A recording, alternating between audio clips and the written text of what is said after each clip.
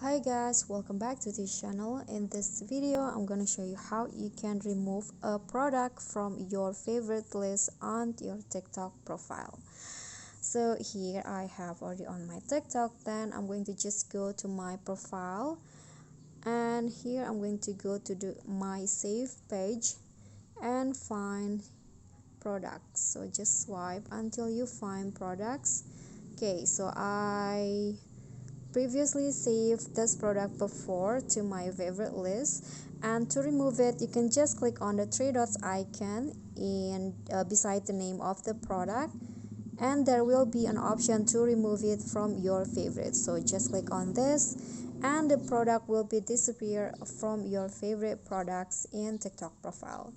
Okay, so that's all from me. Thank you for watching. Don't forget to like, comment, subscribe, and also click on the thanks below. I'll catch you all on the next tutorial. Bye.